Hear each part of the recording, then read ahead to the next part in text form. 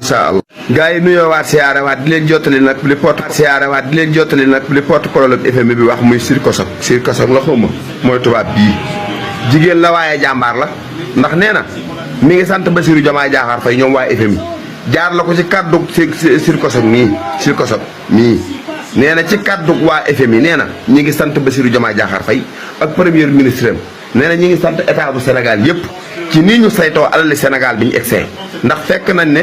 waa Sénégal ndekete yoo ci bombu lañ toogoon te ki leen ko yóbbu woon mooy président Macky Sall nee na mboolem loo xam ne koo moom Sénégal la woon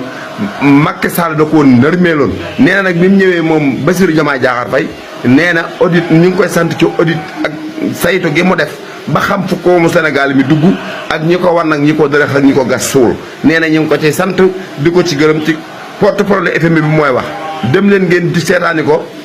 angale la ko wax ñu tekki leen ko ci wolof yu leer naññi li ma wax dara du ko dindi nee na mi ngi sant état bu Sénégal nii mu lijjantee ak koomam Sénégal bam naroon na nërmeelu mu jubbanti ko te waa FMI nee na fii ak fan yu néew di leen jàppale Sénégal di leen jëflanteeg Sénégal ba Sénégal yépp jug taxaw ndax xam na ne ñii ñu jub lañ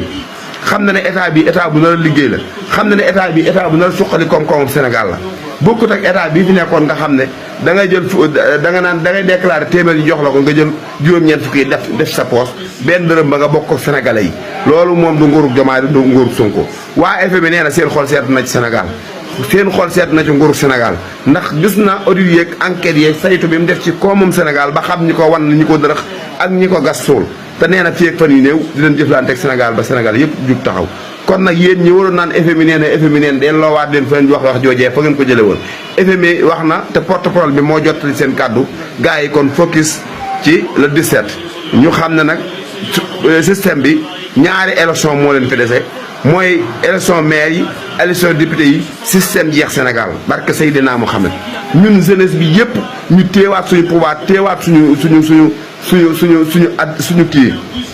suñu vie defaral ko suñu bopp ndax Sénégal ñoo ko bokk mën ñu ko séddoo nañ leen ko jëlee ci loxoy màggat yi fi nekkoon sëñ bi dégagé leen jëm ca àll ba ñun ndaw ñi ñu defar suñu live mooy ànd ak Bassirou Diomaye Diakhar Faye président Ousmane Sonko fii ak 50 ans incha allah